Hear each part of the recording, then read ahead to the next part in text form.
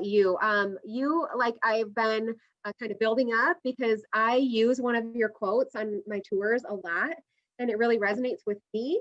Have Awesome. you felt that? Do you know what quote I'm talking about? Number one, and do you think it resonates with a lot of audiences, or am I just a little Uh, different? I I think you're a lot different, Annie. That's why we love you so much. Who else would be the masochist to organize a 24-hour day talking about milk straight, like a Jerry Lewis telethon, only about the importance of milk and improving the health and well-being of the body and the planet and everything else? And I'm hoping that that quote that you use is everything lives, everything dies, and death with a purpose gives full meaning to life, because that encompasses everything that we do in agriculture and taking care of land and livestock, improving human life, improving the earth so that we can continue to do that. You know, we've had the whole world hijack the term sustainability. True sustainability is what you do every single day on that farm in Michigan, and what every farmer and rancher does in the United States to find a way to produce more with less. So, you know, I stabbed around it trying to find what might be your answer. I hope I got close. That was the answer, but I just Oh, wonder, like, cool. does everybody else get that, like, passionate, and do you feel like a lot of people are quoting you, or is it just, I yeah, don't well, know. you did say that I'm crazy. Okay, so You are crazy. I knew that the first day I met you. but does that mean that no one And you else is led me into responding? being crazy because I load up my chuck wagon, bring it to your place, set up my chuck wagon. We feed people, we bring them in there, we educate them. So yeah, you are real crazy. And that was a long time ago, Annie.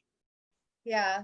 So you've rubbed off on me, or I rubbed off on you? I don't know. I have aged in that 15 years. You look younger than you did then. So I don't really know Yeah. what's going on. You're Okay. drinking a lot of whole milk. That's what's Yeah, going this on. is gray hair. I don't know if you saw that. That's Oh, if wisdom. if you had tuned in earlier, all of my other Zoom calls, I had a little spot of strawberry from one of the smoothies that I drank on my forehead. And then I had this spot of Dalgona coffee. I made that in one of the segments with like a big brown on my mustache. That was really beautiful. And no one said anything. Like, people are watching this Nice. live stream. No one says anything. Nice. Anything. So It's thank all you for part your of comment. props. I had some eyeshadow in here yesterday. I was looking for that, thinking I should be like you. Be, Okay. I suppose I should explain that now, huh? Mhm. Yeah. Because you see, I'm in my first movie, The Stand at Paxton County. It's on Netflix, and it talks about the challenges in animal ownership and how the animal rights community attempts to confiscate animals. And my guest on this, Blake Sheldon is his name, who's in the movie, Deputy Carl. At one point in time during the movie, he's drunk in a bar, and he's got a pool stick in his hand, and he kind of, she's hitting on a pretty girl, and the pool stick goes down. He's got this blue chalk mark on his cheek. So while he was talking yesterday, just slightly put some blue eyeshadow right here, emulating that part in the movie. You know, so that's what you were doing, Andy. You were just, you know, Yeah. trying to capture attention Mm-hmm. and using your props. Why Yeah. aren't we in a? Trying.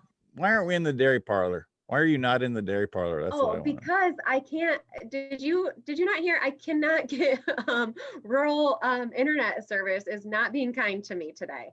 So what I wanted to where I wanted to interview at is in our little dairy discovery store where we Sure. have beef, because I've been doing these tours for a long time, but it seems like I've been trying to, like, skirt around the issue. Like, people have to ask me, where do your male cows go, or what happens after the cow's done milking? Why am I not telling people? It just seems like I'm afraid. I'm afraid to talk to people about that, and why. Shouldn't that just be part of my script? What do you think? I think we need to remind cattle and dairy producers, along with the consumers, that over 20% of the U.S. beef supply comes from a dairy animal. People think about dairy cows and they think about milk, but at the end of the dairy cow's life, and those bull calves that you're talking about, that we castrate, and we do that for their health and well-being, we feed them out, that contributes to almost 25% of our nation's beef supply. Look, in terms of today, What if we didn't have those dairy animals in our beef supply? We already see ground beef cost in a grocery store upwards of $8 a pound. If you eliminated 20% of the U.S. beef supply by taking the dairy entity out, what would the overall impact be? Food would be less Right. affordable every single day. So I don't know why you're leaving that out of your equation, because it's a great story and people need to understand that there's a consumptive use to these dairy cows as well. Well, the one thing that I found is that, like, okay, we're going to talk to them about, well, what about the beef industry, or what about the beef supply? But I feel like people, even like to the basic root of that, like, why do we even eat beef? Like, Mm. they've got to start there. I feel like we've got to go all the way back to there, you know? Don't you think? Or where Um, have you been sensing that consumers are right now? I think that you have the perfect thought process, and that we explain why we eat beef, why we eat milk, meat, and eggs, period. It's documented. There are many scientific reasons, but number one, beef is the most nutrient dense food substance on the planet. You can eat 3 ounces of beef and get more of the essential nutrients than 3 ounces of any food substance you can find. Many people say, well, if you have all of these animals pulling on the resources, you remove the food for people. That's just the opposite. The more animals that we have, whether they're in a beautiful freestall barn in Michigan, or whatever the case, or out grazing, it still requires green forages in order to feed those animals. And the truth of the matter is, the more animals you have, the more forages you have. And what do forages do in the big picture? Forages pull nitric oxide, pull CO2 from the atmosphere, and turn it into the essentials of life.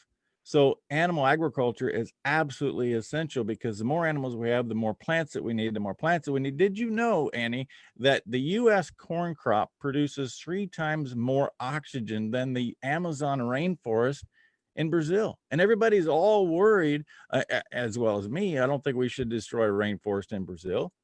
Mhm. But when you have the U.S. farmer that contributes more to converting those what people think are toxic nutrients in the atmosphere into the essentials of life, that's a success story that we need to explain. And food animals are part of the cycle. What do they do when they eat grass? They also generate organic fertilizer that plants need to grow. It's called the cycle of life. If you eliminate one part of the cycle of life, somebody's going to pay the price. And what we've been able to accomplish in the United States for now, look, May 18th, 1804, what happened?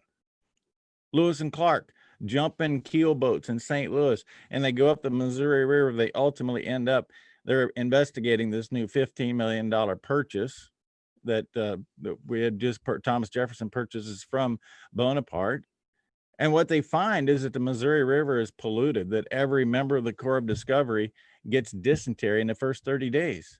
Well, how many CAFOs were there upstream in 1804? Zero.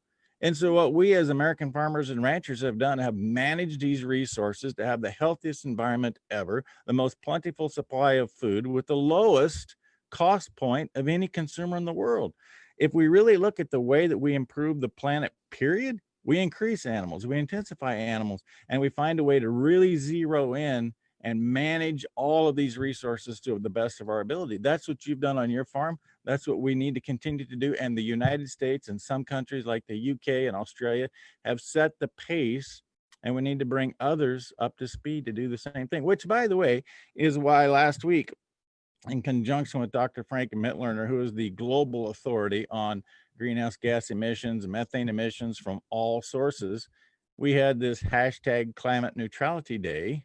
Because if you look at the EPA numbers alone, animal agriculture contributes more positive effects to the climate than negative. And that's a myth that we need to bust, period. If you look at what's really going on, there's a cycle of life. We're part of the cycle of life. And I think that's why you like that quote so much, is because it truly illustrates what the cycle of life is all about. Amen. So to sum it up, you feel like agriculture is part of the solution to climate change, is what I'm hearing. Does that I sound don't I don't feel that way. I know that. okay? Okay. And also, you feel that we should eat beef because here now. Turns You out think I do. Yeah. And So we haven't eating even beef talked is about the mental aspects. Look at Dr. Georgia Eid and her data on mental health and people who do not Brent, eat milk, meat, and eggs. okay, I am getting the stink eye because Michigan Farm Bureau wants to take over our Facebook page. Like we're like 15 minutes late. They need to take over. Can you come back? We got too Because much more to talk about. You tell I Michigan Farm know. Bureau to wait their turn. Okay.